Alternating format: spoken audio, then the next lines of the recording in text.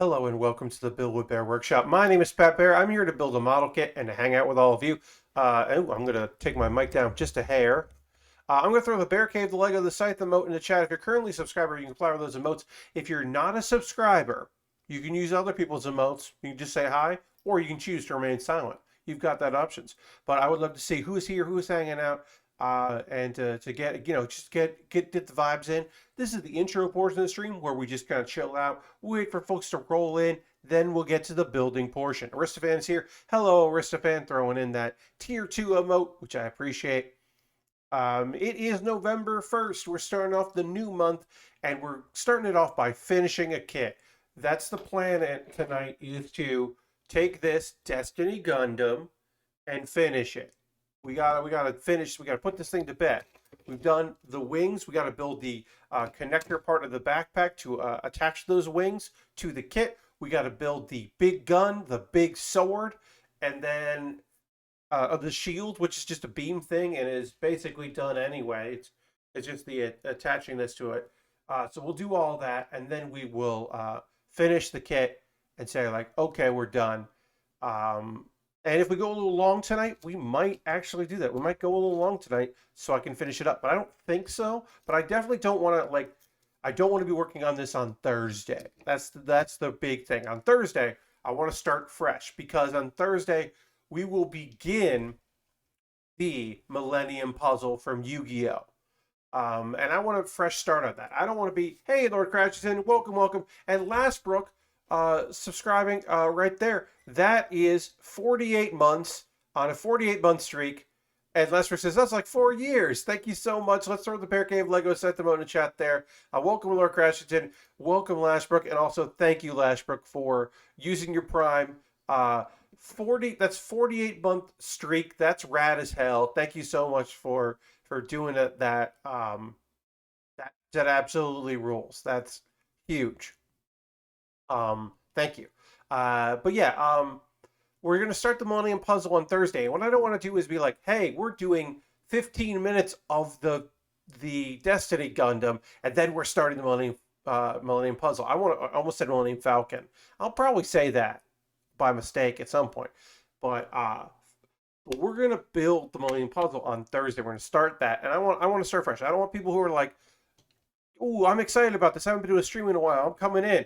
Hey, what's this Gundam from the year 2007 that you're working on? What's happening? I don't know why they would know the year that this came out. Also, anytime they say years, that's a weird, it's not a lie, but it can often be wrong. Like, I've definitely bought a kit in the year 2021 that was supposedly released, that year, but said 2020 because it was supposed to be, and then, things went weird because of the pandemic and such. So I don't put a lot of stock into that. But yeah, we'll get started in just a moment or two. What are we talking about tonight? Later in the second half, the second hour, we will talk about manga because I have no anime to talk about tonight, but I do have 3 manga series that I have been reading. One I might have talked about this before, but I don't think I did. So if I have, I apologize. But I don't think I have talked about it before.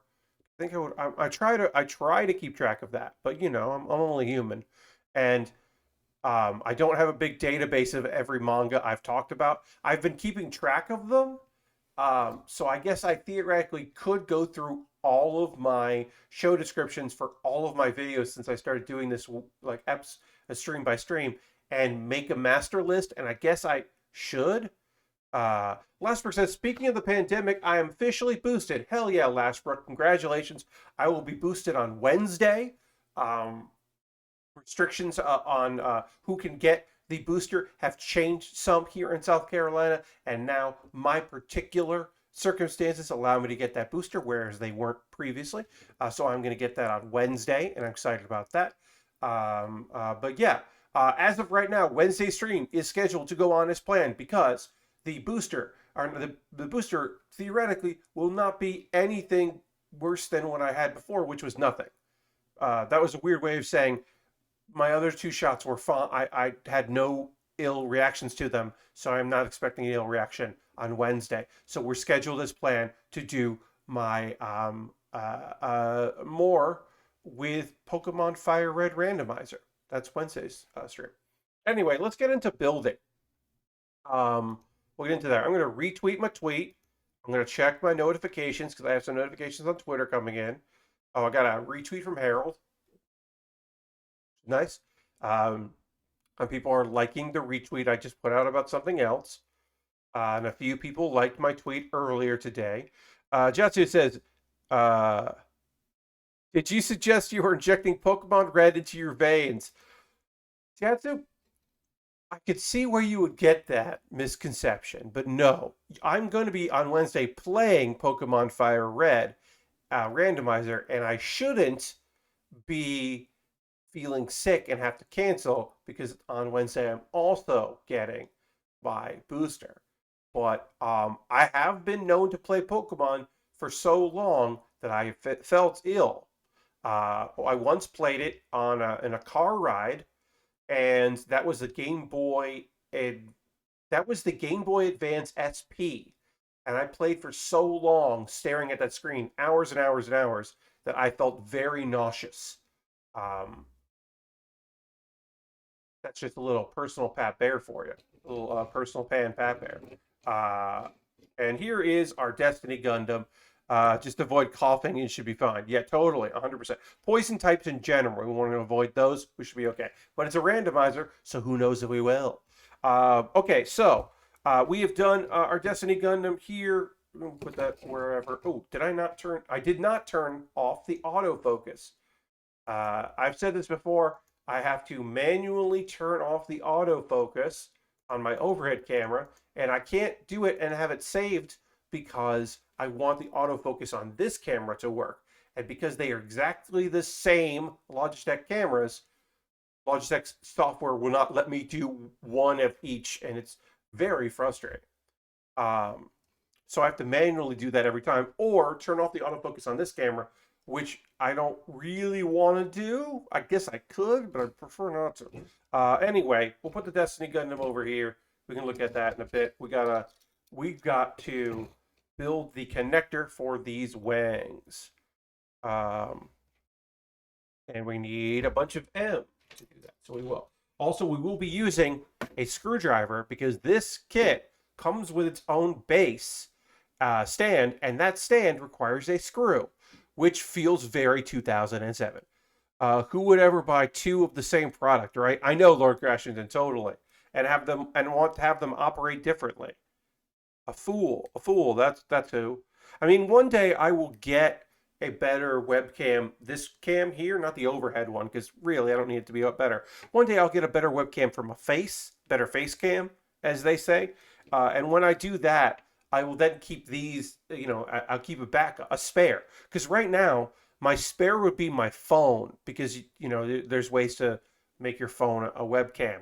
Uh, and I don't really want to make that my primary camera or my secondary camera. So that's always my backup. Uh, Still seems like it should be able to handle two cams. Lord Creston, on most things it does. Like the aperture settings, like the color balance settings on these two cameras are fine. When I was using filters for a green screen on OBS, that was fine. But for some reason in the Logitech software, I can't have one. I can make it so that one is autofocused and one isn't autofocused. I can do that, but I can't save that between restarts of the computer. It's very strange, and I have not been able to find a solution for that one particular weird little thing. And I haven't looked lately, so I guess I could do some more investigating, but I did in the past. Earlier, I was talking about tweets, and so today I did mention a thing that may be interest to some of y'all. Actually, let me see how this thing works here. This goes like this, and this goes like that. Okay, that may be interest to y'all. I tweeted about. Let me make sure I'm doing this right here. Okay, we want to have this out like this, and oh no, we want these in. We want these in. Sorry. I tweeted about how I was listening to today's episode of My Brother, and Me, and how I was feeling weird about one particular thing, where they were talking about their own fashion, let's say, choices in when they were in high school. And Travis even talks about how some older girls held a sort of intervention for him to be like, hey, you got to stop with this thing. Uh, you're nice or whatever, but like, come on, what are we doing here? And it brought back flashbacks for me. And I tweeted about how the one that was probably the least embarrassing in my personal life, which was the decision that I wore rings on my thumbs. Now, I didn't tweet this part of it. They were sterling silver rings. They were sliders. So the ring base and then the like the design of the ring were two separate layers. And while the ring was in place, you could slide metal around. Hey, Thick Gunpla, welcome, welcome. Um, so I wore rings on my thumbs, and that was a thing. That was just like my experiment in style. That was like me trying to see what was up. They were basically like fidget spinners, but rings. Um, and so I would slide them quite often because it was relaxing or whatever. Um, and that was honestly my least embarrassing. I'm not putting these together right. Okay, so let's see what I'm doing wrong. What am I doing wrong here? This one should be out, and then this one should be in. I think. Okay, so let's try like that. Let's see if we're doing this right here. 100% mob. Would you start thumb rings? Were you in the mob? Would you start spin and just give a thumbs up? No, they didn't spin like a fidget spinner, which just kind of goes. You basically what you would do is you would just sit there and kind of like spin them around as a way to like kill time or use up some excess energy or whatever you were doing. Um, okay, that I got this on now. That took way too long to figure out what I was doing wrong there. Um, Look, it wasn't cool at all.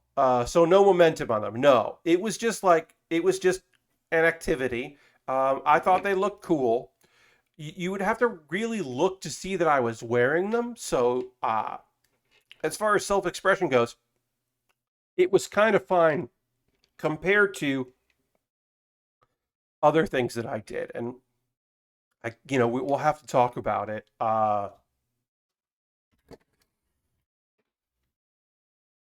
Um, I bought some flannel shirts because look, this was the mid to late 90s, flannel, grunge, all that stuff. Like, of course I had some flannel shirts.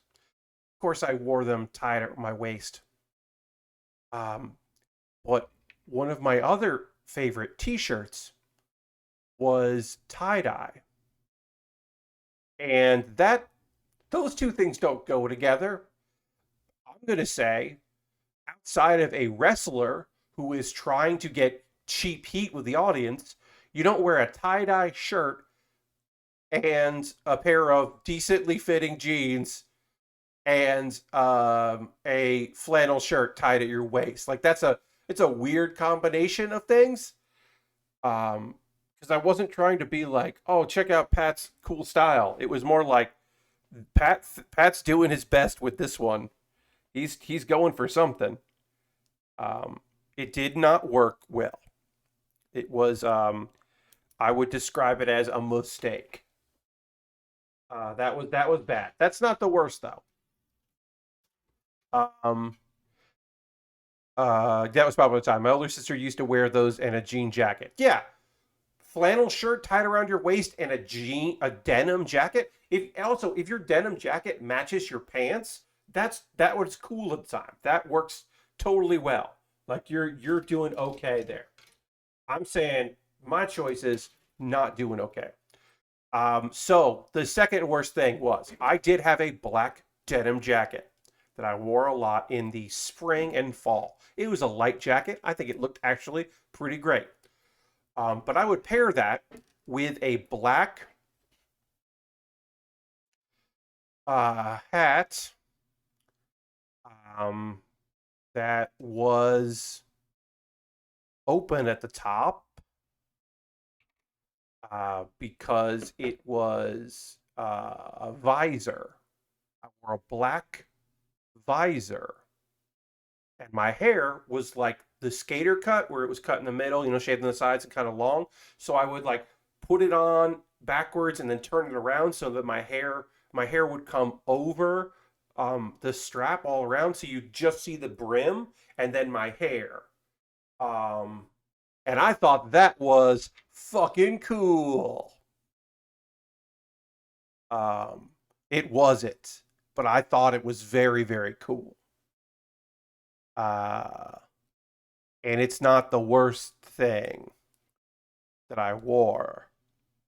Um, and I'll tell you what it was. So we fought very hard to have hats be the school dress code. There was not a lot of dress code. It was like, hey, you can't have profanity, like simple stuff that makes sense, right?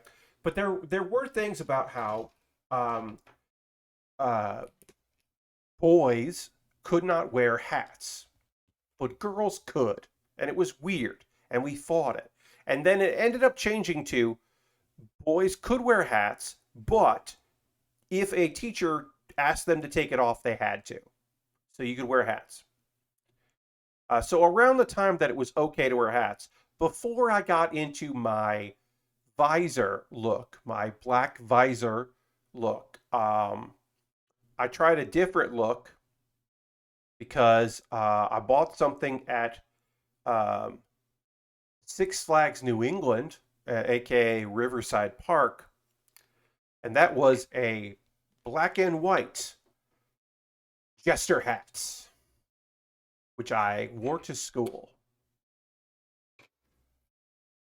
Um, and it's only because I like you here on this stream that I feel comfortable telling you about my shame, which is that for months I wore a black and white jester hat. Did it have bells on the ends of each of them? Yes. Did it say Six Flags on it? Yes. When winter rolled around, did I put on a cap and then put that on top of it and pair it with a black trench coat that I had purchased or had asked to be my Christmas present? And when I purchased it? Yes. Uh, was it a joke? No. Did I do it? At least partially, because I assumed that I would get in some sort of trouble. Yeah, I did think someone would have something to say about it. And no one really did. I did get asked to take it off by almost every teacher. I did wear it in the halls, my jester hat, wore it in halls. Um, I will say that I got more questions about my trench coat than I did the hat because of the time I went to school. This was a separate thing years after I had stopped wearing the jester hat. But the a trench coat for a little while there became synonymous with some awful people in an awful event. And so I did get some people asking, "Are you going to keep wearing your trench coat?" And I said, "Yeah." And I don't think I was making a big statement. I think I was stupid and didn't think about how that might affect people. Now, of course, I lived in Connecticut at the time and not Texas, so I think it would have been a different story had I been anywhere near that environment. But since I wasn't near that environment, I was like, whatever, it's clothing. Yes, I was a teen. Yeah. All of these choices were in the teen years. The rings came back in adulthood, but all these other choices were dumb Pat Bear teen choices. Teens are all about sticking it to the man. Indeed. Um, uh, yeah. But I will say So all of that, all of this is the rings did come back. I did purchase more rings later in my 20s because I liked wearing a ring, and so I did buy more. Um, Also, if you don't smoke pot, but you hang out with a lot of people that smoke pot, and you're in a small town and you go to the head shop, like, look, even as a teenager into my 20s, I still believed in supporting small businesses. That's true. I know that sounds like silly. Dirty just subscribed for 27 months, saying evening barricade. Good evening to you. Dirty, thank you so much for your support. Appreciate that very much. Throw on the Bear Cave Lego site the moat. Let Dirty know we appreciate them renewing their subscription, which we do. Oh, I got to put this on, but it didn't come on, so I got to pop this off. All right, let's get this on, and then I'll keep saying. I know that this sounds like, of all the things I've said, of all of the items of clothing that I wore that I am embarrassed about, the idea that I also said that even as a teenager, I believed in supporting small businesses seems to be the most ridiculous thing I've said, but it's true. Now, that just might be my own, like, feeling of, ooh, this is. Where's the thing to pop up here? Okay, so it was mine. No, it's not that. What's this line? Or here or here? Oh, it's my snipper clips. I couldn't see what that was. Yeah, Jinko jeans. Totally, Lord Crashington. We all make mistakes. Um, and chains for your wallet. Hell yeah, yeah, chains for your wallet. You know, how else are you gonna protect your wallet while you're like running around or skateboarding or you got the hacky sack out? What if you're doing a hack? What happens if your wallet falls out of your pants? Like, you need that chain. You need that chain. You don't need that chain. Okay. You don't actually need the chain. Fine. It's fine if you think you need the chain. You don't need the chain. But it's fine if you think you need the chain. My wallet that had nothing in it worth stealing. Hey, maybe it had your library card or your photo ID for your learner's permit had to go somewhere, and then like lunch money. Harold's hosting the stream. Thank you, Harold. Appreciate the help, my friend. All right, we got to get E out here because we got to do more components of this because we are finishing this part up. Anyway, oh, hey, Harold is sheer 30 bits. Putting Harold at the top of the cheer leaderboard. Thank you so much for that, Harold. Appreciate that. Jinko Jeans, Doc Martens. Yep. I mean, you gotta do what you gotta do. I should say, at this point, one thing I hadn't mentioned was that I did own those cargo pants that were also shorts because they had a zipper, and you could pull the zipper to take off the pants part and leave with shorts, and then you could roll up the pant legs and put them in your pockets. And those were pretty great. I tell you, like, wanted to go to the airport and you just had a lot of metal on you because of all of the extra zipper. Also, if you forgot to, if you had them as shorts and you forgot to put the pants back on, if you washed them enough as shorts, then they would slowly fade at different levels than the rest of the pant. Can't stay, just not feeling it tonight. I'll catch you later. Harold, I'll see you later. Thanks for the host, and I hope you have a better Tuesday than you had on Monday. Flood pants, I had those. Yeah, those pants were, look, they weren't practical, but they were pretty fucking rad. I still think there's something really fun about those pants that you can just be like, oh, shoot, it's hotter than I thought it was. Well, time to make these pants into shorts. I don't know. There's something about that that's pretty great. Also, it does suck to have a bunch of metal on the edge of your shorts. Just at the end of your shorts where your knees are. Just metal. That's not fun. I actually bought a pair of Doc Martens from their store in London during a school trip. Hell yeah. I mean, you're going to get Doc Martens in London. That sounds great. Look, as a young man, I owned a starter jacket because if at that point in my life, if you didn't have a starter jacket like that, you're just making yourself a target. So I did buy a Raiders starter jacket because it was black with white and silver trim and looked awesome. So I did get that. And that was mostly as a deterrent because I don't particularly have ever cared about football, but I did care about keeping the peace as much as possible, considering I was going to be loud as hell and always up in everyone's business. Um, and, a magnet for whatever. And then I got tall and it was okay for a while. Uh, um, oh man, I had a Mighty Duck starter jacket. Hell yeah. I mean, you do what you got to do. But yeah, there was a period in my life where I was trying to blend in as much as possible because I was aware that I was just a complete and total goofus and a weirdie. And I was trying to not be that, which is foolish of me because there was no avoiding that. I later embraced that, as mentioned by my other fashion choices. I embraced the oh, I'm just gonna be a weirdo mentality. Can't hide this. Might as well get some rings and a visor. Why did I wear a visor? With my hair over it? What was I doing? I don't know. A lot of bad fashion choices at the time. Um, Look, I'm still wearing goofy t-shirts and jeans or pants, and I have dress shirts that I wear when necessary. My regular ensemble is just whatever uh, relaxing shirts and then weird shirts, and then pants.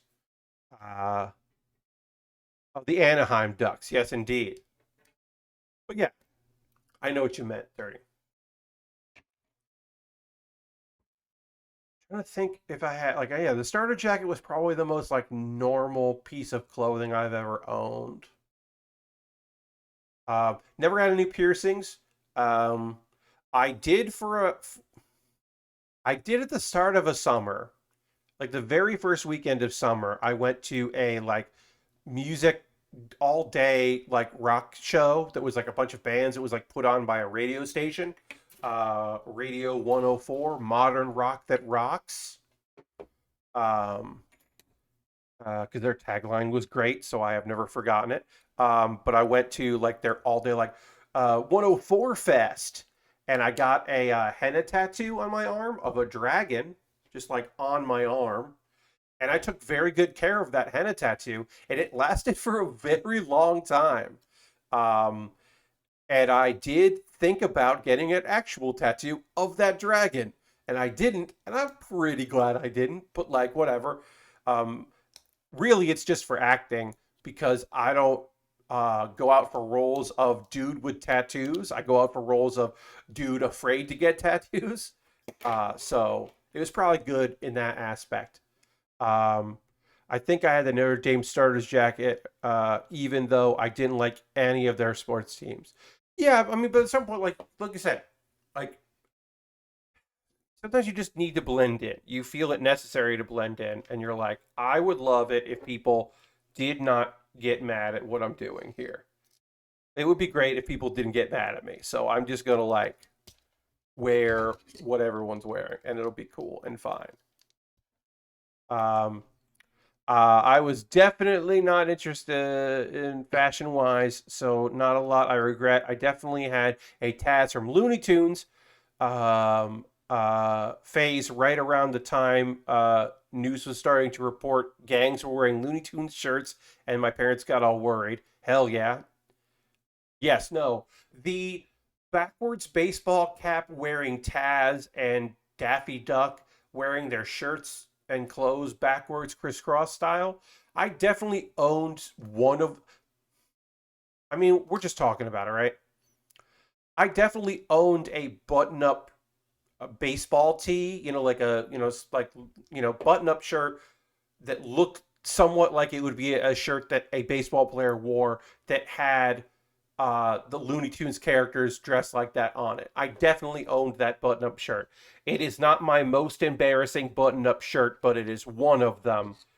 I guess my most embarrassing shirt would be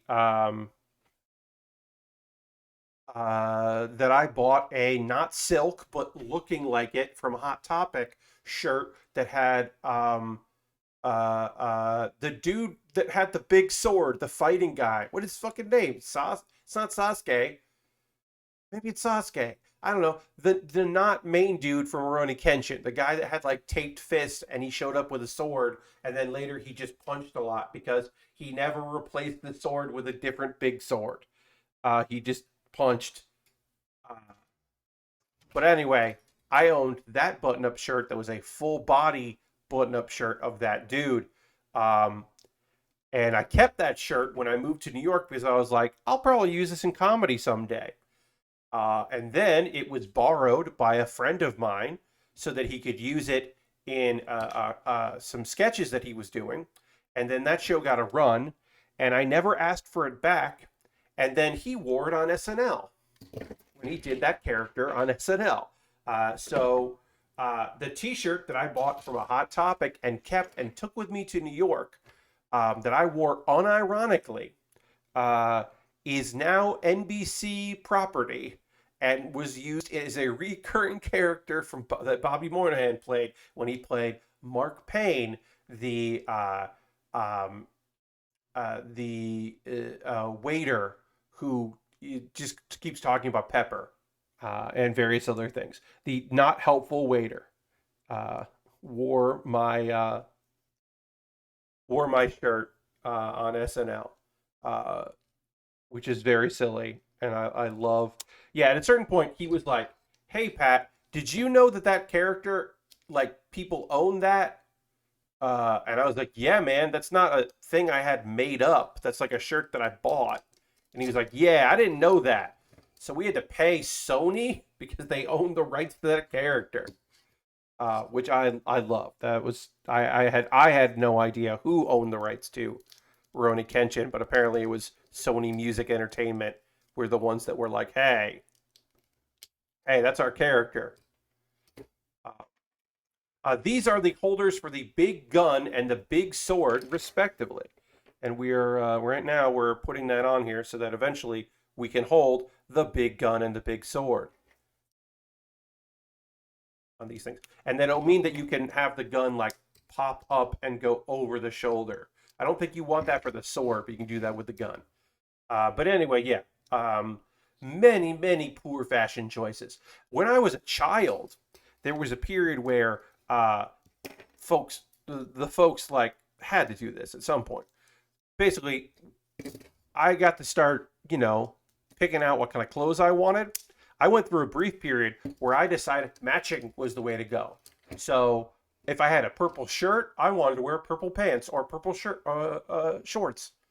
And like identical, not like complementary, like different shades of blue. Like no, the same shade of blue.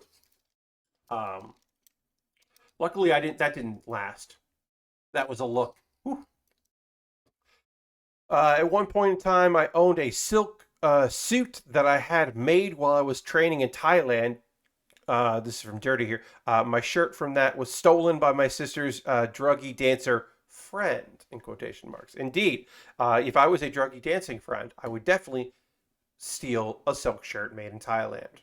That sounds rad. Um, let's see. Other embarrassing clothing. Is there anything else? I mean, this is not clothing. When I grew my beard, it was a full beard, like full face beard. And I did not shave my neck. I just grew all of it out, and I barely trimmed it. I just stopped shaving because I wanted to grow a beard for a play, because I wanted to have a real beard instead of wearing a fake beard, because I would be on stage for a long portions of time, and I didn't want to deal with that.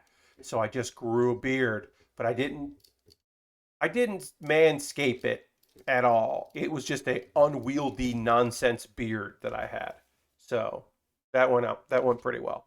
Um, the same friend is now clean, a mother, and one of three, and drives a minivan. I mean, Dirty, people change. Some people don't fucking change at all, and they are identical to how you remember them, and it's weird. But other people like change and do other things and become different people, and that's probably for the best. All right, we got weapons to build, but we got the wings on this thing. So you know you can get wings kind of going here and do whatever you want there. And we've got our holder for our weapons. Now we need to build the weapons. But yeah, we got the wings done on here, just about, and then we can get into some other building. So let's move on to that. Let's move on to the weapon and the shield, and then we'll move on to other things. As I said, tonight's goal is to complete this tonight, because on Thursday I want to start the Millennium Puzzle. So we're gonna get in here. J is this. Okay, here's our gun here. This is not the big gun. This is the smaller gun, not to be confused with the big gun. Um, so there was a lot of NFT talk today, for various reasons. There was the Rolling Stone article about the bad boys of NFT, they're the people that make. If you see a certain style of art that features apes, that's because of this one group that focuses on that. And like Rolling Stone basically put out, like, whatever, they don't have to be journalists. They put out a puff piece about how NFTs are the future and these guys are awesome. And also, oh, hey, we're partnering with these folks. Now, one of those people also had all of his NFTs stolen. And is currently, I believe, trying to get them back. So that's that. I don't think that was included in the puff piece article, but I didn't read it. So there was a lot of NFT talk on that, and then also to be games related, there was some talk about Ubisoft partnering with an NFT group that has been making NFT focused video games, and it's interesting to do that because, like, basically Ubisoft is investing in this company, right? They're one of many companies that are investing in this because they believe that NFTs are a possible money-making future endeavor that they could see the benefits of. The ideas that get thrown around that are all terrible are like, my favorite is when they talk about like owning Mario, and it's like, you're not gonna, what do you, like, maybe Nintendo would do NFTs. If they do, they're going to do them in 8 years, and you won't care about NFTs anymore by the time they do. But it's also like, the very purpose of it is this thing where you're like, I own the lockbox that keeps the original of this thing. Who cares about that? Also, do you own the website that owns the lockbox? Because if you don't own the website, then you can just lose access to that. And besides Bitcoin and all other coins and that, like, not even getting to the environmental load of blockchain and all of this bullshit. Look, I was in a pyramid scheme. I think it's okay to admit that. I was not the top of the pyramid scheme. I didn't invent the pyramid scheme. I did benefit from the pyramid scheme. I was part of the New York improv comedy boom. In that I worked for the Upright Citizens Brigade Theater. I did. I was their head of their tech department. I was a tech director. I was a performer. I had been on teams. I used that to my benefit, using the credit in plenty of places. I had a job for a very long time that I was very good at. I was very good at teching. I wasn't the best manager in the world, but I was very good at teching. But the whole business of it, like, oops, I dropped a piece, and I'm going to find it now, and then we're going to keep going here. Let me see if I can find it. Here it is. Great. All improv comedy and improv focused, but also doing other things. All those theaters, none of them made money, because to be able to make money, you have to charge a lot more than they did. But they wanted people to come and see shows, because the pyramid scheme is, hey, we teach classes, and some of the performers here teach those classes. So if you take the classes, you could end up being a performer here. Now, it's not guaranteed, but we have a whole night. Our best night is the people that came out of our classes and now perform on our stage. And some of those people will go on to do cool things. And it is a stage that is well lit and well kept and clean, and you don't have to run the door, and you don't have to run the space, and you don't have to get a fire guard and fill out information and get insurance and to run the door at a venue and hope that they didn't double book or triple book the venue. You don't have to do any of that shit. So it is really awesome, but also you don't make any money doing it. You spend a lot of money to do it. And a lot of people take classes and they're not good improvisers, and more classes won't make them better improvisers. You just hope that they spend a bunch of money until they burn out. And if they get sick of not advancing at your place, they'll go to another one. And they'll go to another theater, and maybe they'll get stage time there. But then they might not like the classes or the teacher there, and so they might come back, or they won't, or maybe they won't ever come back, and they're just done doing it forever. But it's part of, that was a pyramid scheme that I was part of. But the people at the lowest end of the pyramid scheme, at the very least, got good improv comedy training. They learned how to talk to people. They learned communication skills. They get fun stories of how, hey, did you know that I was in classes with somebody that was on SNL, or somebody that wrote this thing, or be like, hey, you know that like Emmy award-winning show Hacks? I know the guy that did that one of the people in that. Like, you get that. Is that worth a couple $100? Probably not. But it was still cool and fun, and you got to be a part of a thing. So even if it was a complete and total scam, and a money-making venture and a pyramid scheme, and it was, NFTs, you're literally just helping people who are already rich keep their wealth or increase their wealth or launder money. You're helping people launder money, and you don't get that money. And I know. Well, you're in early, right? Well, you're it's going to work out for you. You got in on this. This is the future. But it's not. It's nothing. It is just nothing. And you can call me a right clicker if you want, because that is what some NFT loving people refer to folks that don't like NFT. They call them, they call them haters, but also you can't call them right clickers, because it is a easy response to go, I also have this because I right clicked on it and now it's on my desktop. And that is the easy response to any NFT thing. Burger King's getting into the crypto stuff, and McDonald's giving out NFTs. Yes, McDonald's. Look, here's the real tragedy in all of this is I still want to get a McRib, because McRib is back, and I probably will get a McRib, but I am not going to try to win a McRib NFT. I don't want that. Also, you need to have a crypto wallet for that, and I don't want that either. It is just, all of it is depressing. All of it sucks. All of it's bad. But at least I made lifelong friends and learned to trade. I got something out of my time in the trenches of, this is clear, hey, the thing I'm doing here is clearly a pyramid scheme that will fail someday. At least I made a lot of friends and learned a skill, and I ended up in the background. I ended up as a character with lines on 2 different TV shows, one of which that aired on television.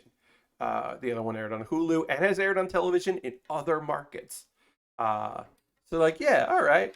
I was on Jimmy Fallon twice and never had any lines, but one time I was dressed up as an elephant. And my little second cousin used to ask for the Pat video all the time, which was me dressed as an elephant. So, I did okay.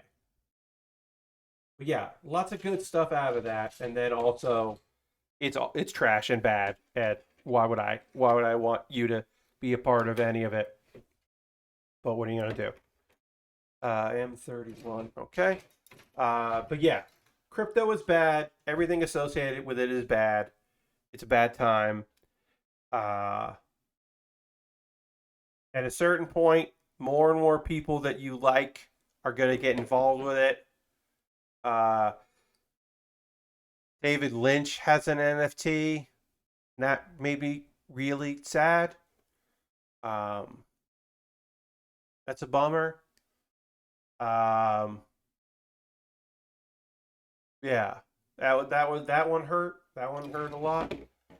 Uh, but yeah, I mean, it's got fucking.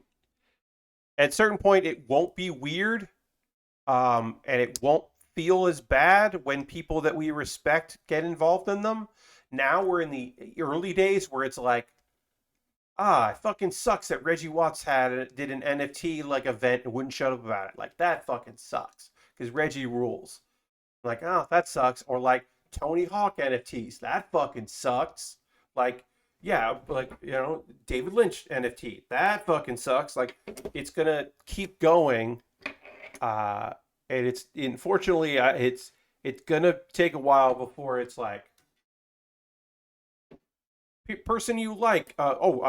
Felicia Day having a day coin, like that fucking sucks. It's like, hey Felicia, just start a Patreon. Just start a Patreon because she was like trying to be like, I found a non-douchey NF like coin, and it's gonna be a way to do whatever and blah blah blah, and she was basically describing stuff like Patreon, and I was like, just do that, like whatever. Take the money from OnlyFans that are trying to bring in people who are not doing adult entertainment. Like whatever, because it did. It was one of those things where just like, well, this sucks ass. So I don't know what to tell you. Um, I gotta put stickers on here. Not too many stickers on this kit. It's a master grade. We only done the face sticker so far. We are gonna put on 2 stickers here. Uh, we'll put this on first, and then we'll apply the sticker so that we can see how it looks. How does this fit in?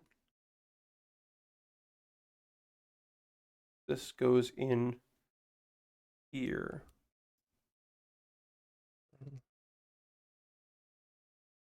Sometimes this thing is very bad at like, because it says like puts this into this and kind of shows you how it goes, but doesn't do a very good job of.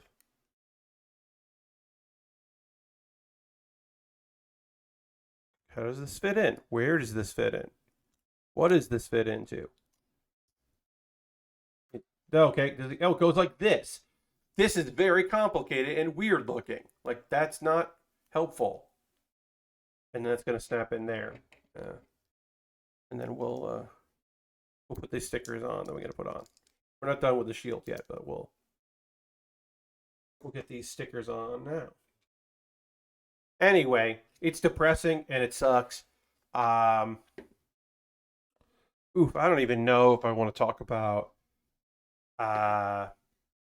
If you see people vague tweeting about an indie fund that is going to give money to some indie developers, which sounds fucking rad.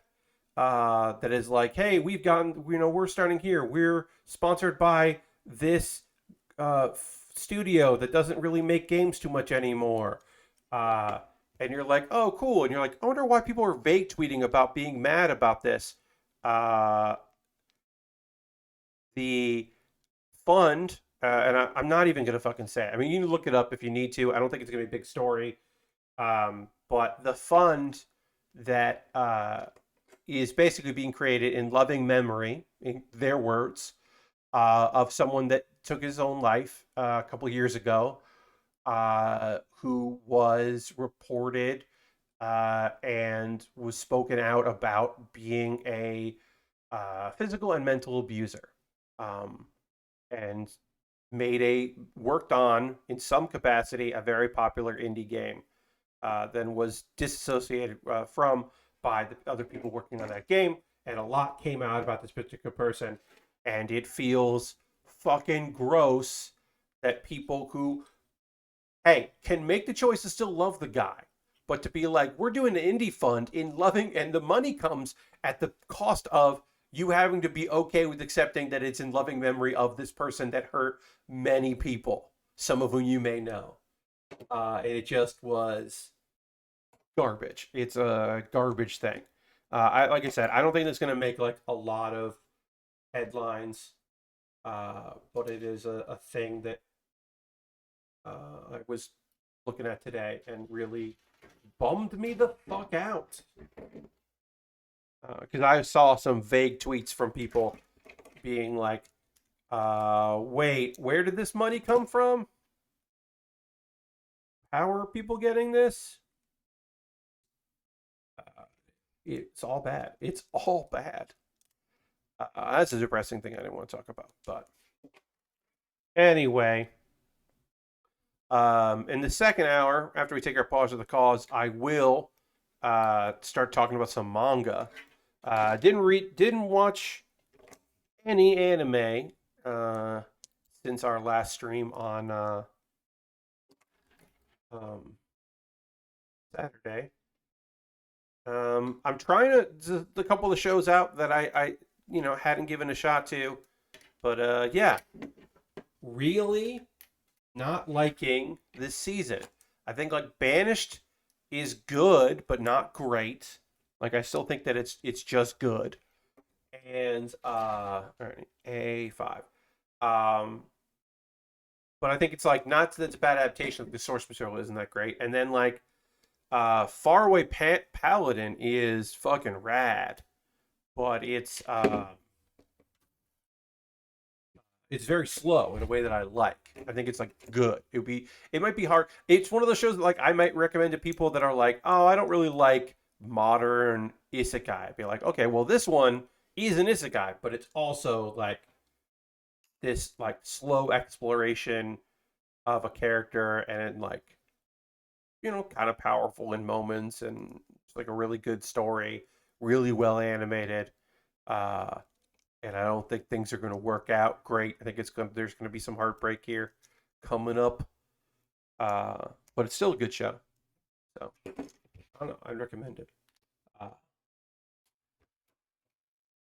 have mixed feelings about some bonus material that's available if you want to watch it on their website or on their YouTube.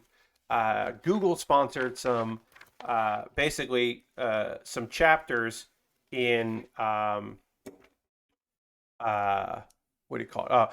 Google sponsored some chapters or some tasks from the Taskmaster program, and they brought back like an old contestant who's a fan favorite and a current contestant to do these things, and they're using like Google Translate on the Google phones, like real-time translation to translate like text and also language.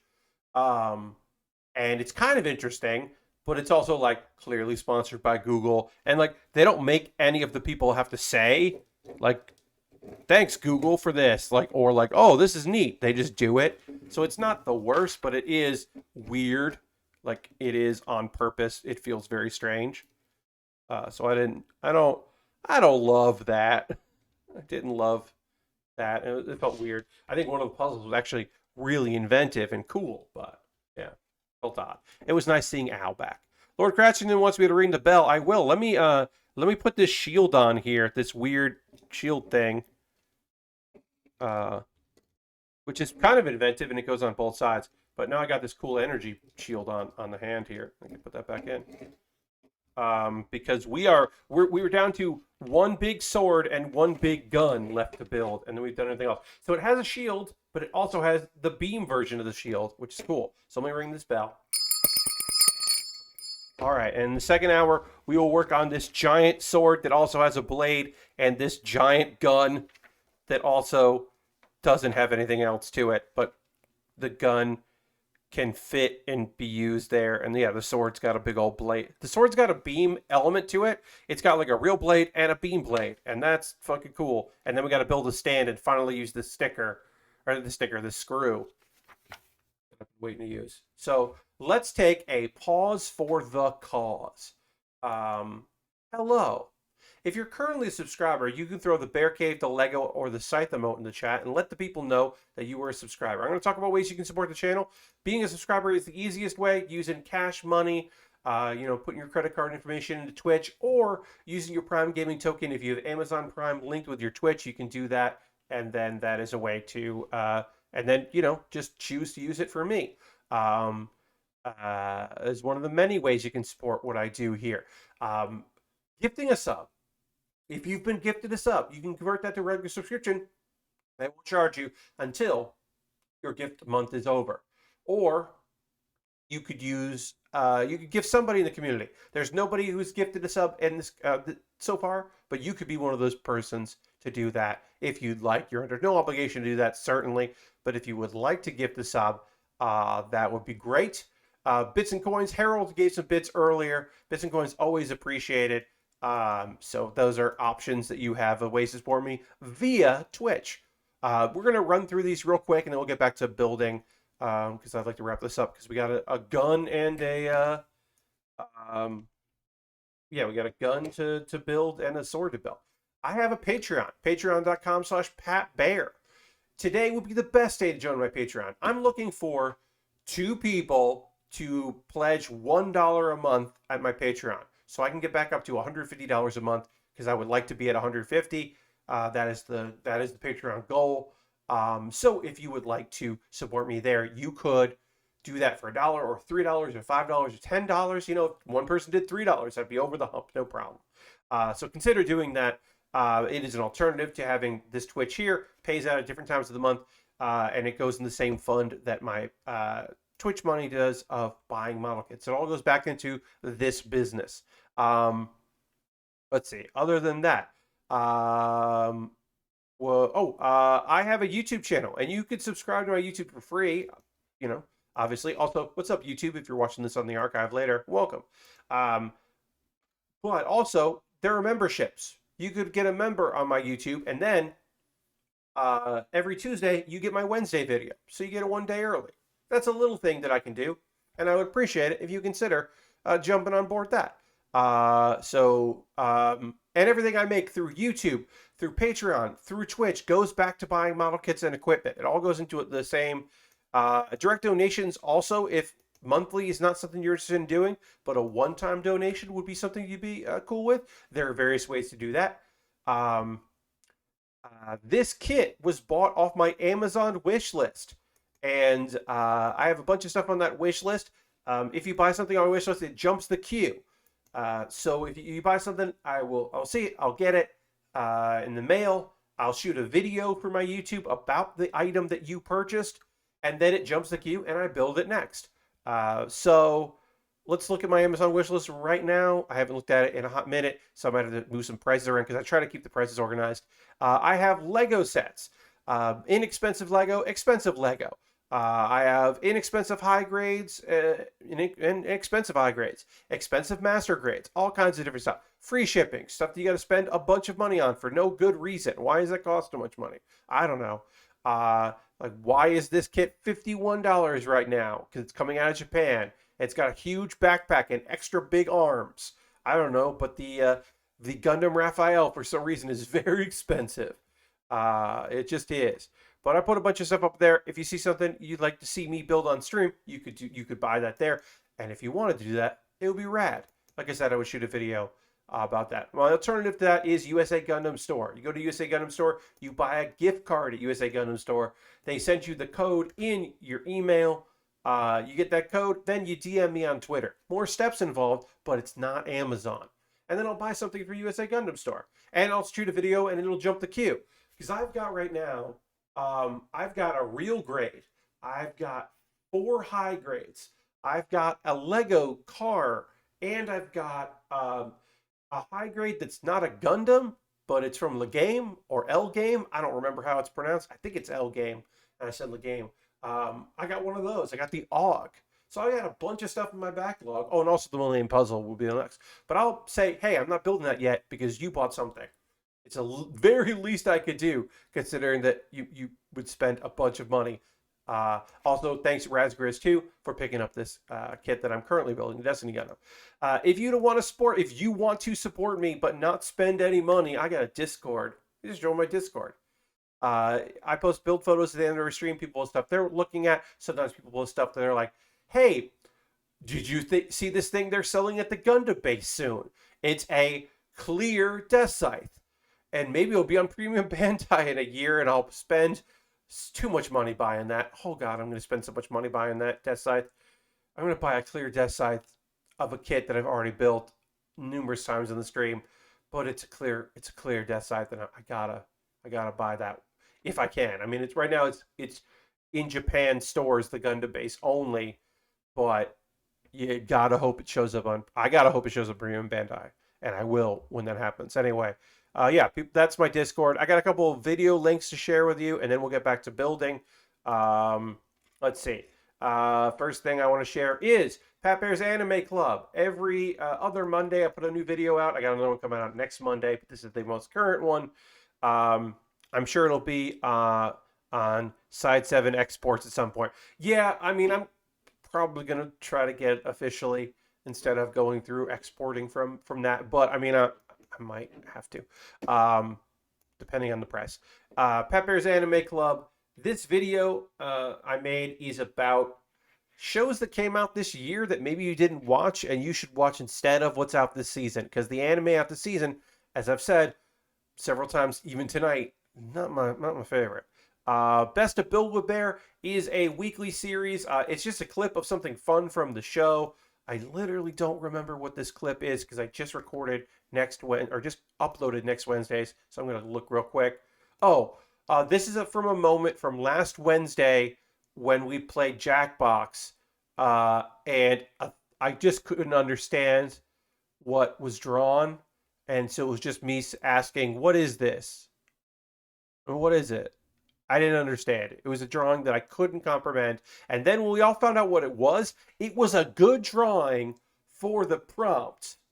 It was a good attempt at doing the prompt, but the prompt was nonsense. So it was one of those things where I'm like, well, I can't feel bad about not understanding what that was. That was a clip. It's always a clip.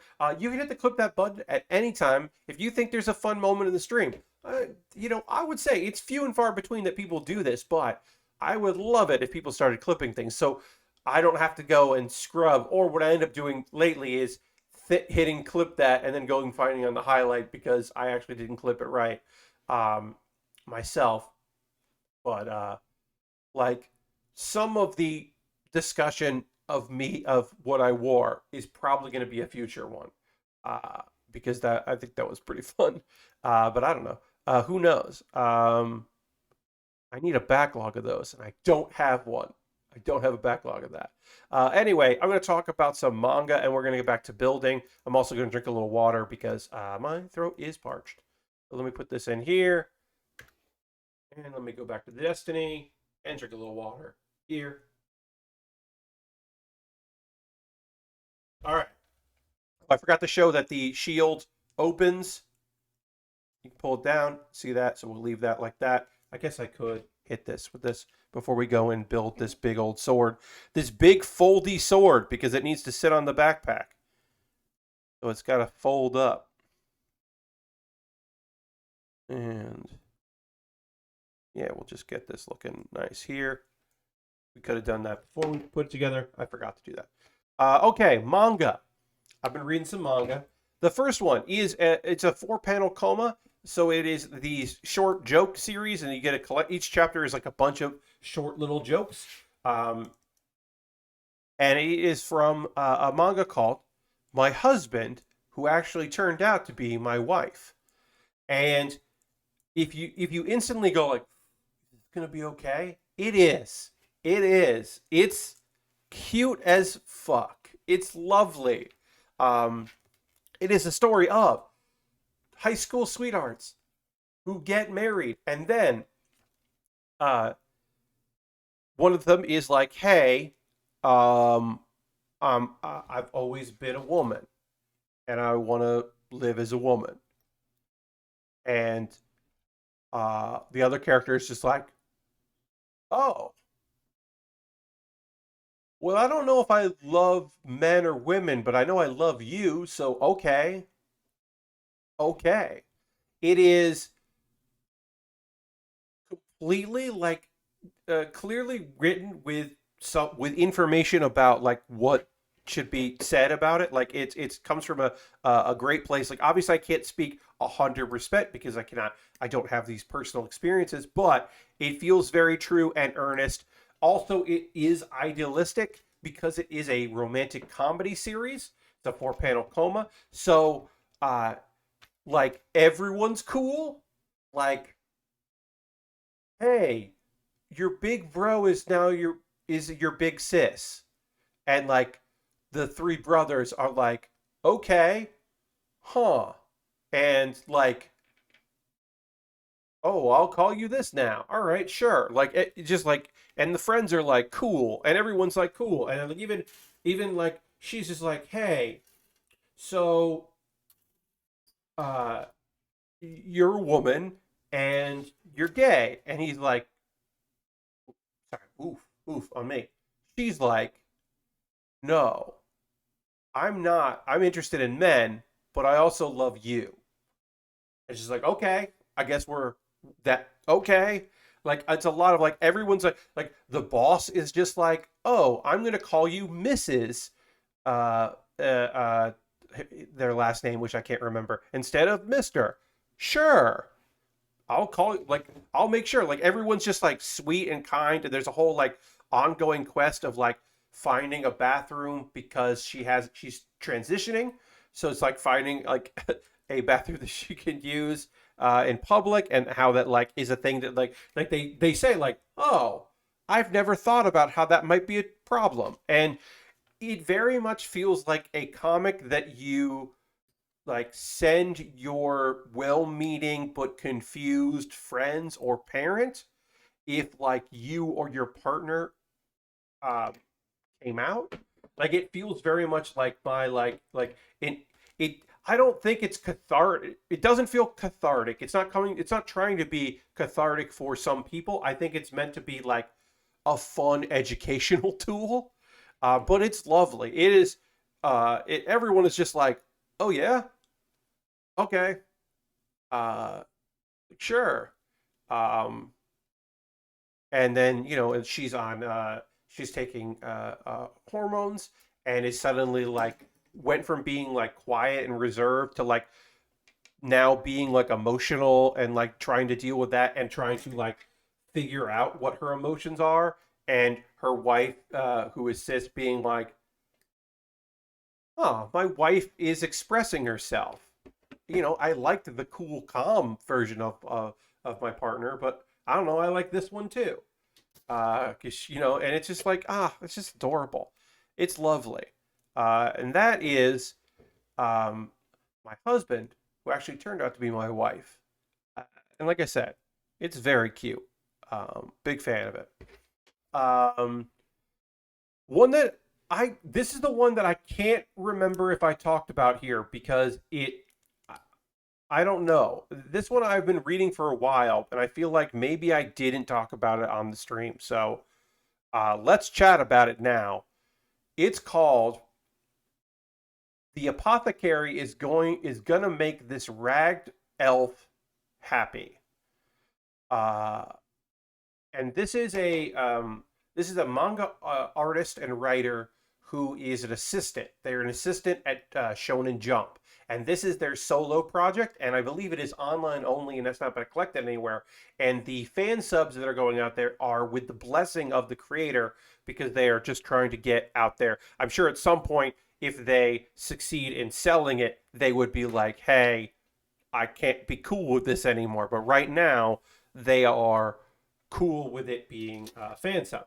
Um, the art is gorgeous, absolutely gorgeous.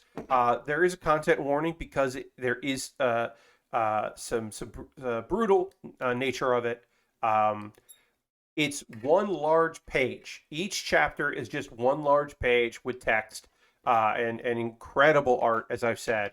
It is the story of an apothecary who picks up an elf who is being sold as a slave that has clearly had a incredibly traumatic experience um, uh, and was physically abused. We don't know mentally, but we do know physically.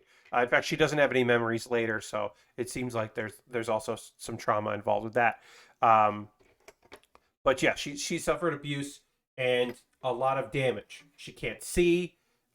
She um, Teeth need to be replaced. Uh, she has lived and she has gone through a clearly incredibly traumatic. Also, we find out later that she has been poisoned, a slow-acting poison. So if someone did try to heal her improperly, she would have suffered even more damage. This is awful, and it is a story about this apothecary trying to bring her back to health, and the slow process. And it's like every chapter, like I said, which is just one page, is like the next step. Okay, we're tackling this, we're tackling that.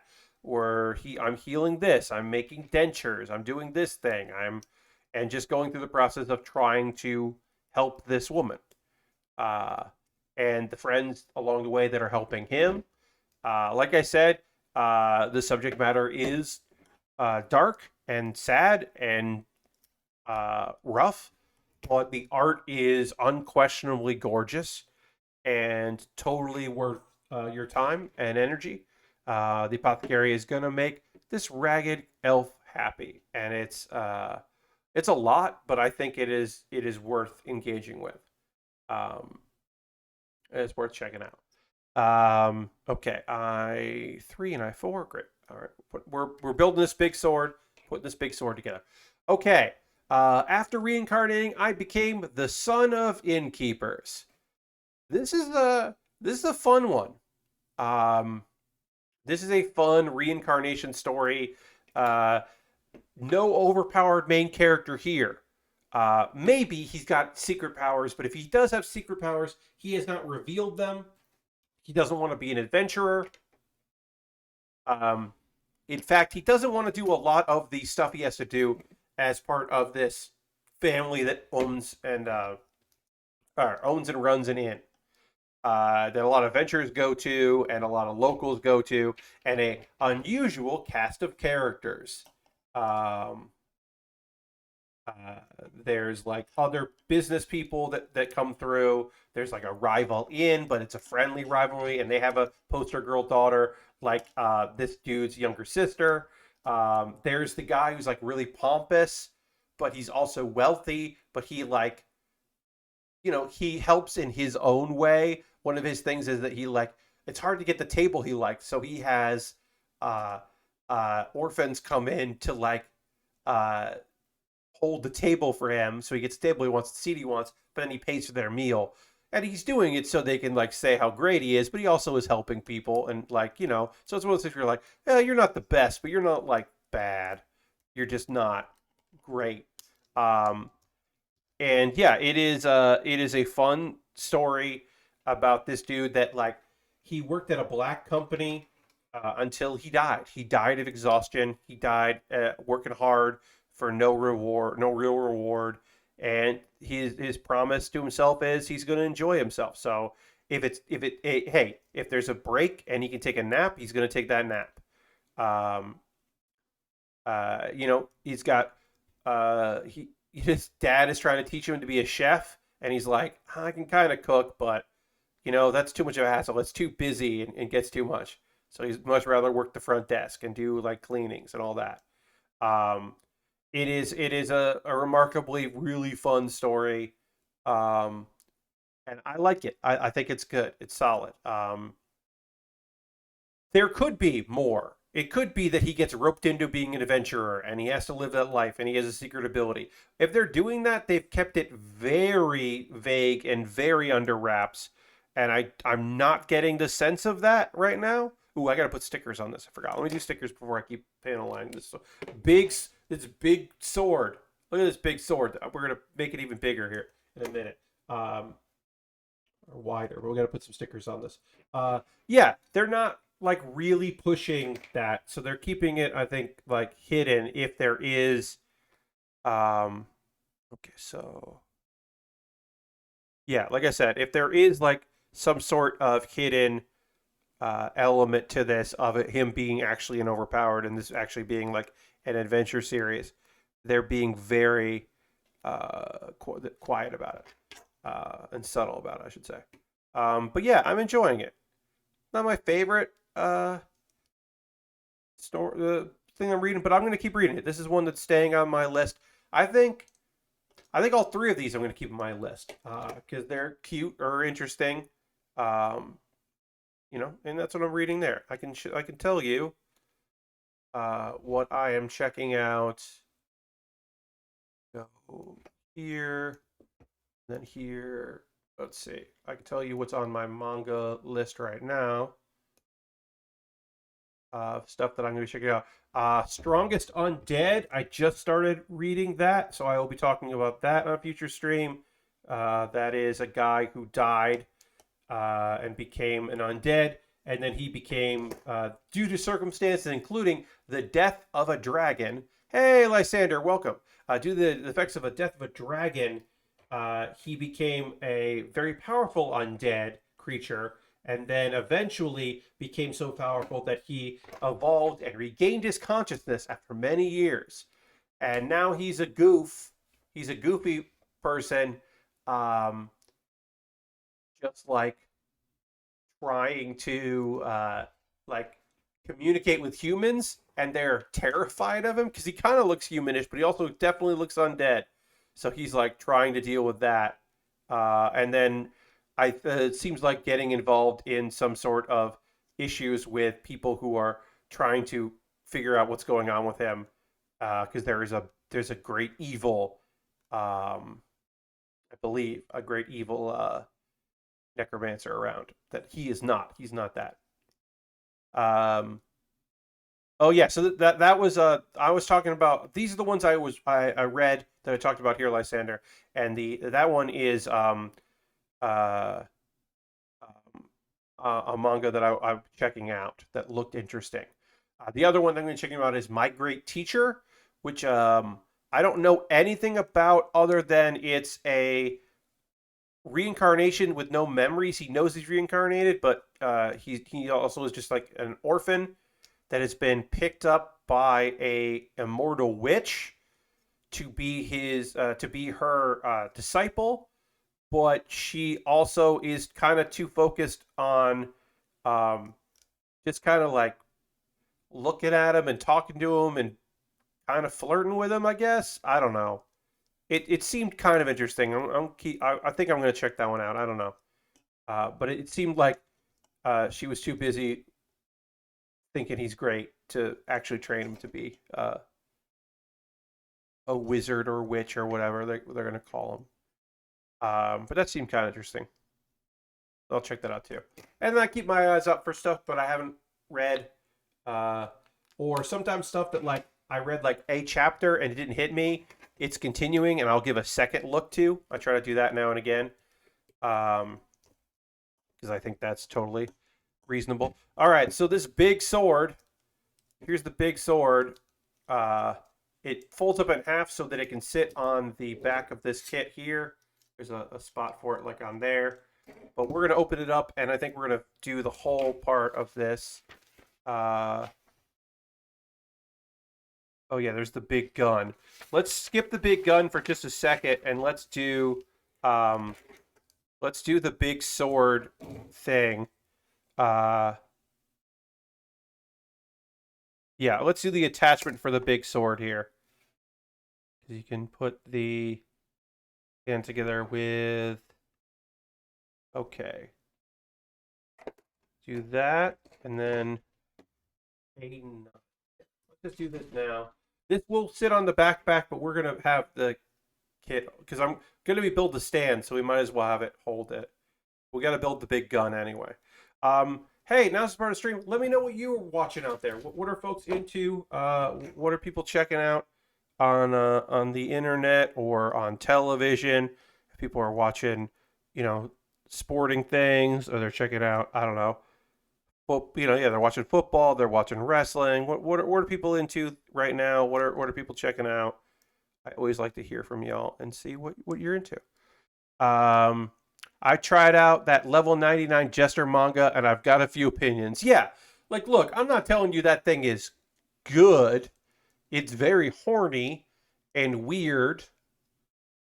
I think I like the main character, but I would love to hear what you thought, Lysander. I think I like, yeah, I'd like to see a little bit more from his new like friends, but yeah, um, yeah, there's something about it that kind of interests me. But I could also understand if you didn't love it, if you came away from it going like, no, no thanks, Pat. I don't know, man. Hey, here I built this big sword. I have to drag this back. Here's the big sword. Now let's build the big gun. Um, Time to build a big gun and then build a big stand for the big gun. And yeah. I just realized November 19th is going to be a super busy day. Ghostbusters, Final Fantasy, Endwalker, and the Wheel of Time Season 1 all come out that day. Um,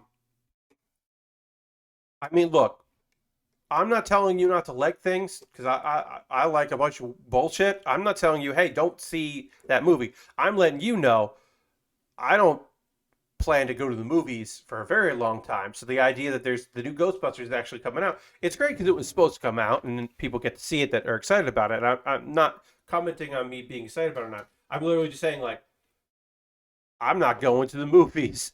Like I don't know the next time I'll go to a movie theater. So like I was just like, oh yeah, that is coming out. I'm glad people get to see it. But it's like okay. Uh oh yeah, and Bebop. I feel so fucking torn about Netflix right now. I am excited about Bebop, but it is fucking hard to be excited about a Netflix show. It just feels kind of bad, but I don't know.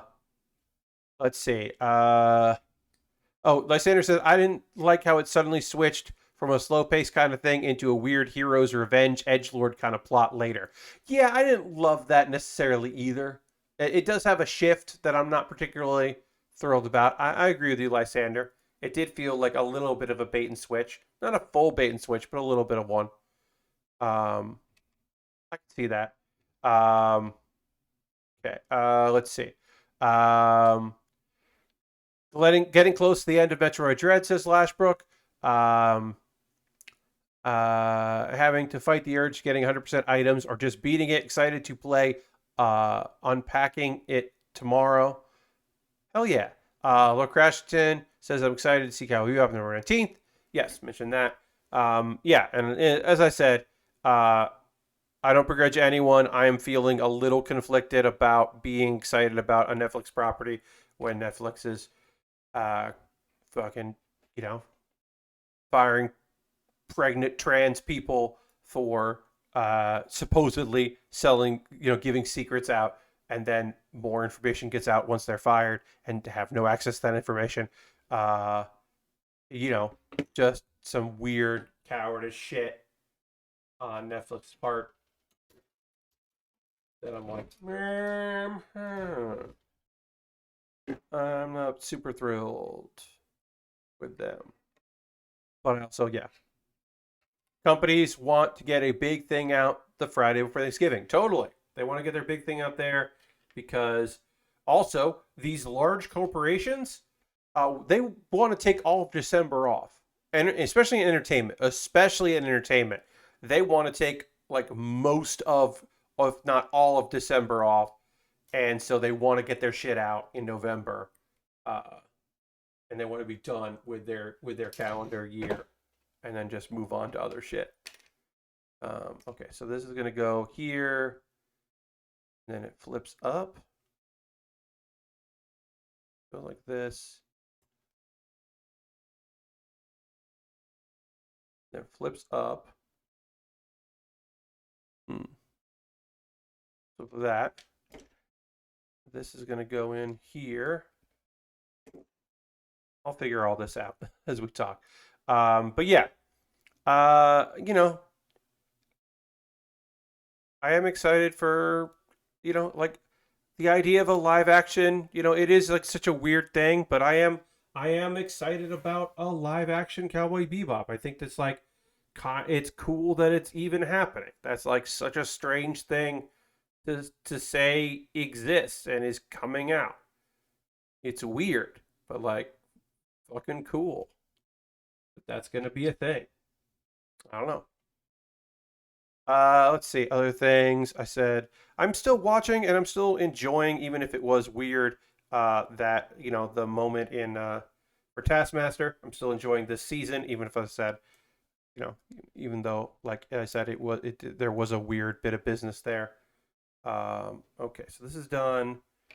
Page 1 with the like Google sponsored content. That was weird, but whatever. People are going to be sponsored. It's going to be a thing.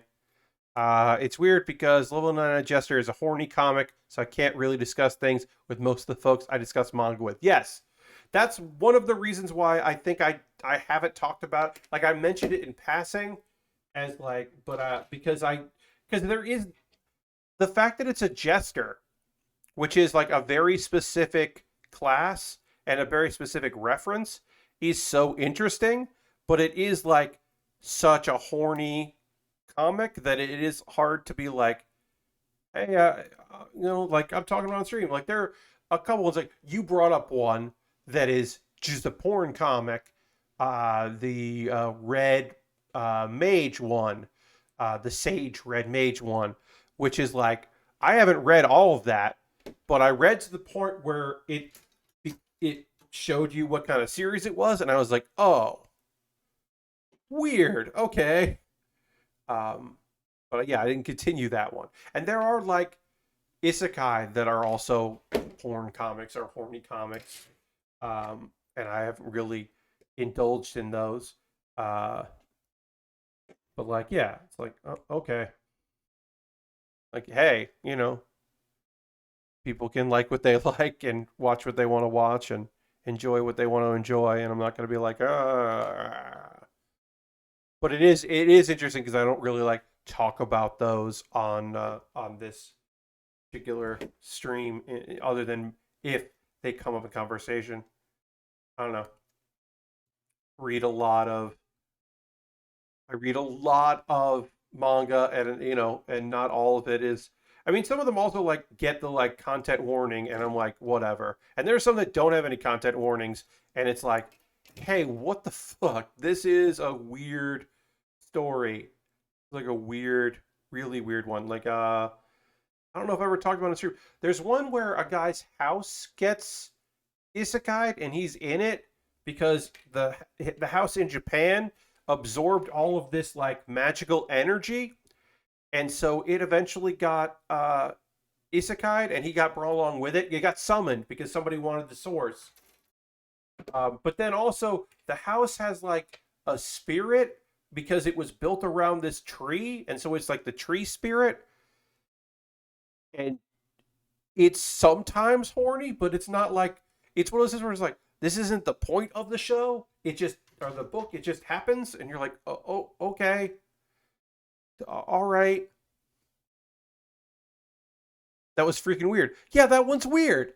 Um, he makes love to the spirit and it spawns an annex. Yeah, yes, making love to the spirit, to it like helps strengthen the house, and then eventually he learns to just do that, and it's fine. Um, I really liked how the women characters were completely were competent and capable before they met the main character, and improved because their skills worked so well as an adventure partner. Totally, Alexander. That is nice. Yes. Um, and then there's the one that I didn't.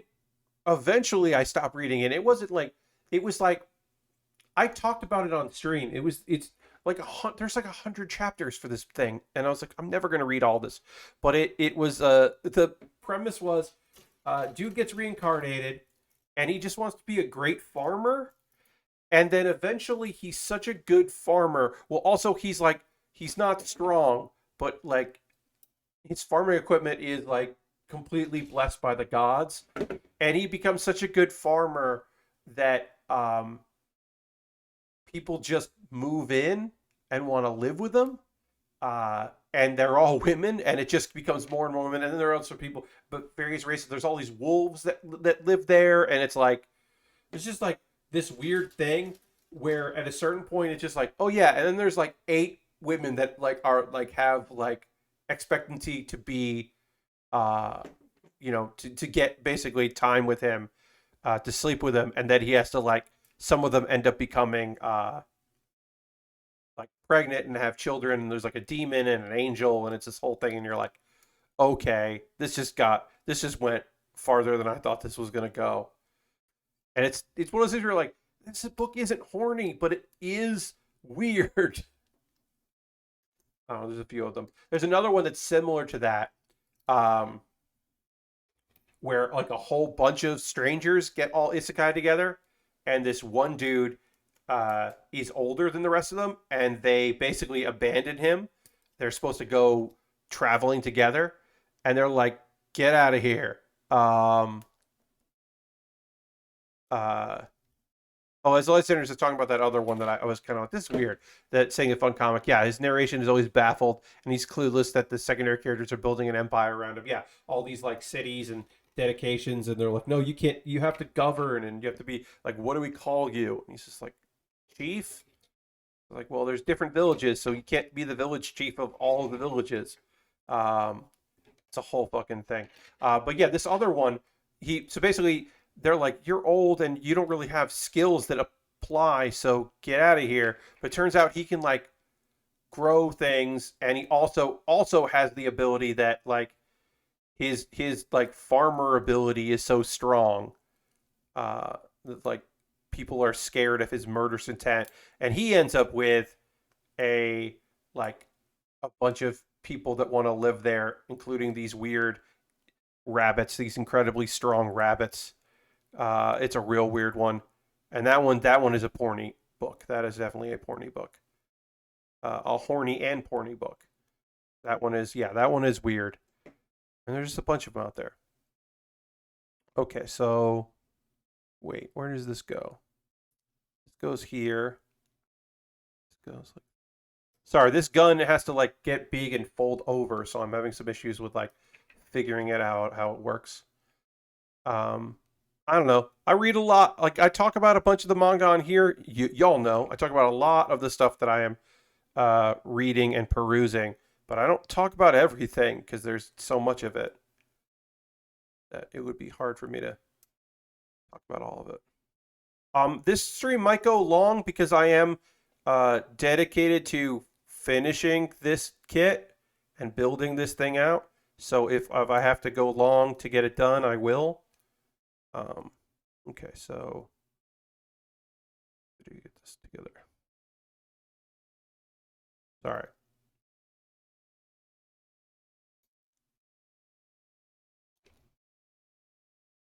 I'm gonna do this first and try to see like how it connects properly because it's this is supposed to slide in here, and right now it isn't.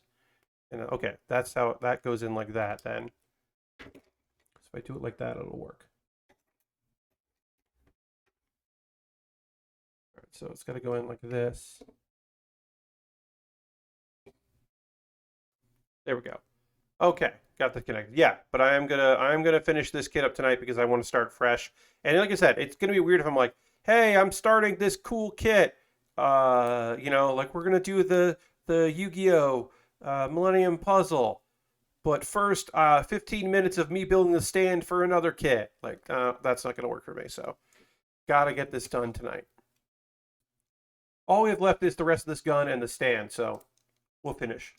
But we have also hit the point where I've like kind of run out of stuff to talk about tonight. Like I'm kind of out of conversation, which is a weird place to be. Ooh, I gotta put a piece on there. Missed a piece. This gun folds up, but I forgot about that.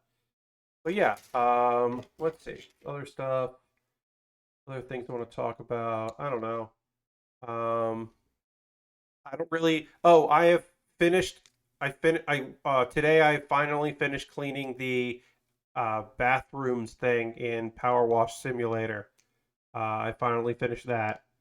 Um, I am happy to report that I am done cleaning all of this stuff. That was the last one I had to do. I am now caught up, waiting for more expansion items. Who knows when we'll get those, but I'm looking forward to having more to build or to wash. I should say, not build.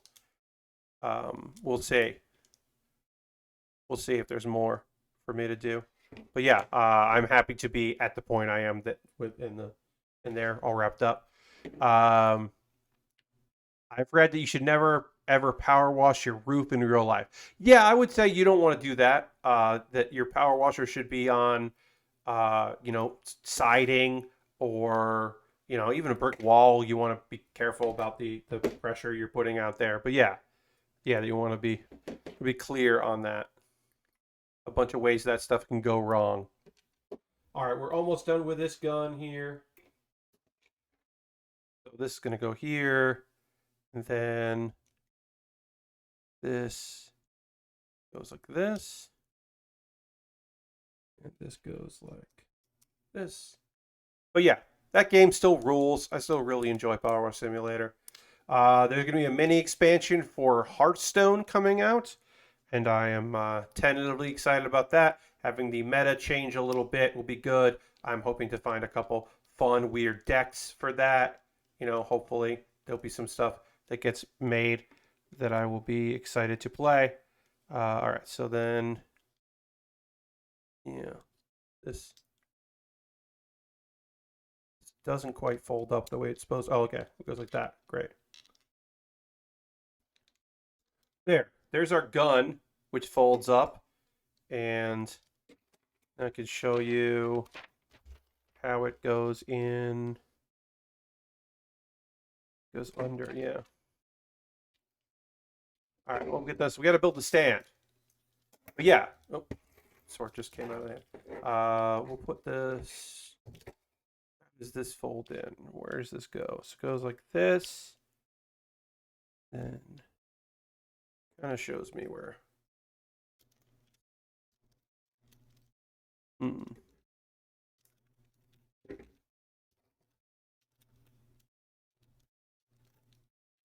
Hmm.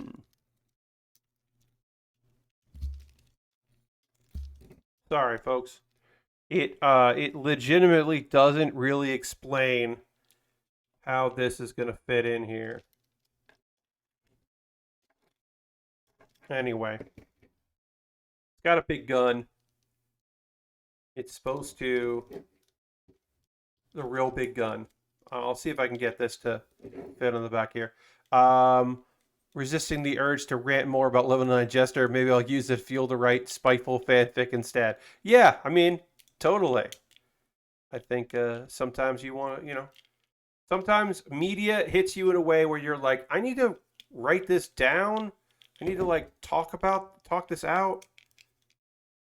And sometimes that's a fanfic. Sometimes that's a video essay. You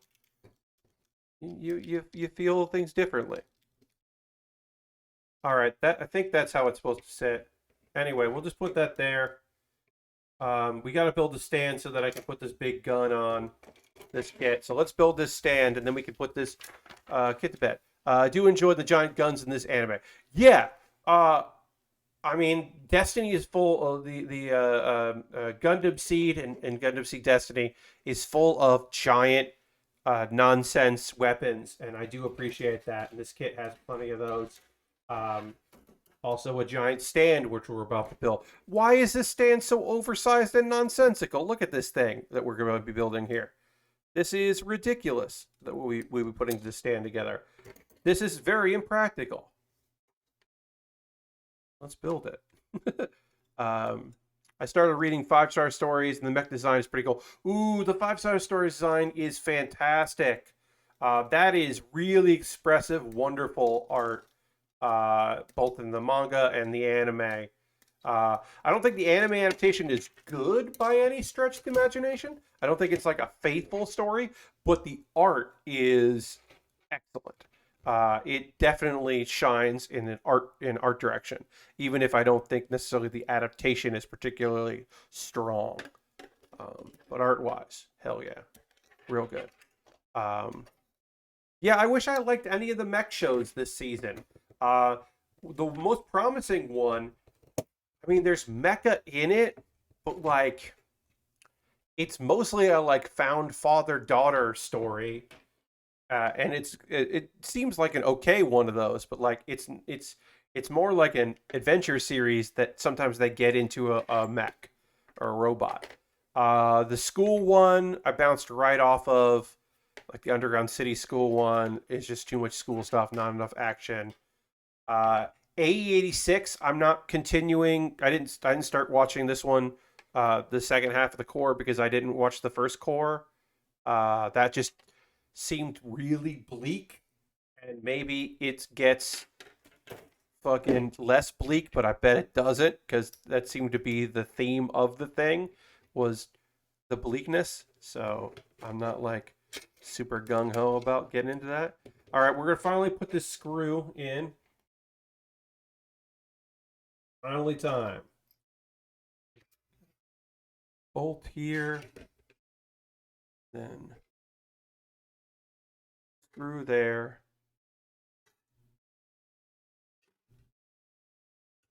and we'll get this in. Goes, and then gonna hold, put some pressure on it, screw it in place to stabilize this part. Yes, we'll see. We'll see if this is strong enough to keep things from getting away from us here. But yeah, none of the mecha this season really hit me. And the new Sunrise show, not my cup of tea. You know, again, want to dig it. Always want to dig it, but not hitting me. All right, so this kit, the connector here, is actually It's going to be holding, which is I think is really interesting. This kit sometimes stands hold the kit itself, the body of the Gundam underneath. This kit is holding the backpack, which I think is interesting, and we'll see if that is successful or not. But theoretically, yeah. Oh, that works out pretty good. It's holding it here in the back. Yeah, it's kind of like a weapon rest. I was looking at the other mech series on AniChart, but it looked really nationalist about protecting Japan from immigrants. So it was a hard no. Yeah, that's the Sunrise one with the actually pretty decent looking mech, but felt very nationalistic. Yeah, in a way that I was like, oh, I'm not super into that. All right, so I'm gonna try to put this big sword in, like have it hold this big sword.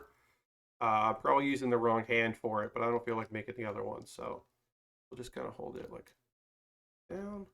No, we're not gonna. All right, so instead, we'll take the beam off, fold it up, put it on the back. We'll get that. Yeah. Try to get this fit in here as well.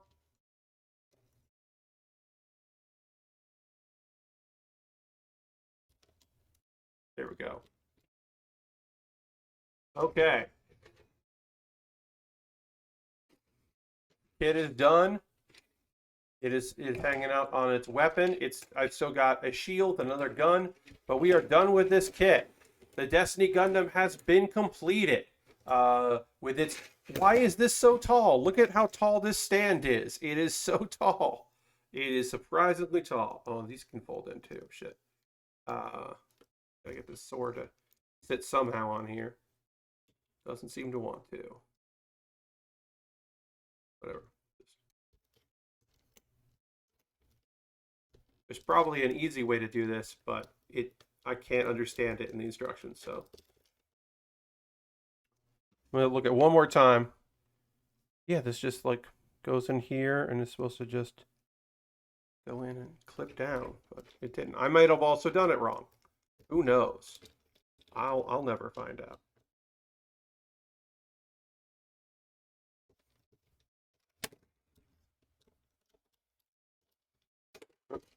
Yeah. How cool of me. I'm doing a great job. Not understanding how these weapons sit in there. Whatever. They're not going in there. They're all going down here. All are going to live down here. They're all going to be down here and look cool. Big gun. Big sword. Small shield. Small gun. That's going to do it for this stream. I told you next stream, which is going to be the next build stream, will be on Thursday. Thursday stream, we are going to work on the Millennium Puzzle. We will start the Millennium Puzzle build.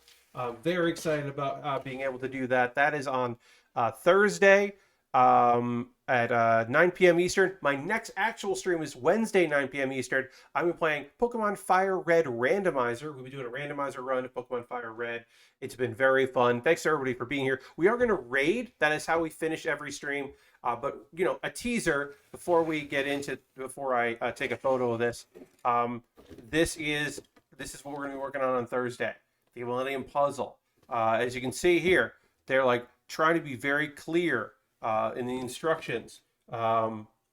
Plastic model kit. Puzzle? Question mark. No answer. Letting you know the answers are not in the instructions on how to actually build this. We're just getting the pieces to then assemble the pieces, and then we'll then take all of the puzzle pieces to actually complete the puzzle. And that we're going to start that on Thursday. How long will it take? I have no idea. Will it be one stream? Will it be 3 streams? I don't know. But I love that the instructions, literally, they're just like, no, y'all, you have to solve this. Like, you know, the instructions are here, right? These are the instructions. It comes off here, you assemble them together, then you end up with these puzzle pieces, then you build the thing. I don't know, Lashbrook, if these are the ABS. They are all 2002 Studio Dice. They feel hefty. They feel good. The plastic. Okay, this is ABS. So yeah. These, I believe, yeah, I think this is all ABS plastic, but they've got a good heft to them, and they all look, you know, they're all the same color, but they look good. A couple pieces fell off the tray there, which is frustrating, but happens. And I haven't decided if I'm going to panel line this. There's not many panels to panel line. I think once I get it all together as the actual upside down pyramid, I will see if I want to panel line it, but I won't be doing it as I go. I'm going to focus, like I might want to hit all of these lines to really make it look like it's a puzzle that was put together. But I think I don't know. Maybe I will. Maybe I will panel line each, but I think it won't look right until I get them together. So. God, well, hopefully none of the sprues are too visible. Can't use my gold Gundam marker. Yeah, hopefully it won't be too visible. But that is going to do it for the stream. We are going to raid. That is how we end every stream. Is we go and raid somebody that I think is cool. They're not necessarily a model kit builder. Sometimes we do join in with another builder. But often they're just somebody out there doing cool shit that I think is awesome, and we'll go give them a little bit of love. Just gotta turn this. Sorry, just gotta move a thing. Okay, who are we going to go visit and see what they're doing? We're gonna go raid my buddy Jordan. He's playing a game I don't believe is out yet called The Cycle Frontier. So we're gonna raid RFK. Again, I'm not sure what this game is. It is I think it's a Tarkov Lite is what it was described as. So it is an online first-person shooter in the vein of Tarkov, but maybe not as hard, but probably hard. But he's checking that out. So we're gonna go give Jordan a raid. So feel free to come along in this raid. I hope you have a great rest of your evening. Thanks for being here. Thanks for hanging out on the stream. Thanks for watching as I hung out and finished this Destiny Gundam. I'll see you on Wednesday for Pokemon and Thursday for building the Millennium Puzzle. Have a great night, everybody. Goodbye, goodbye, goodbye, goodbye, goodbye, goodbye, goodbye.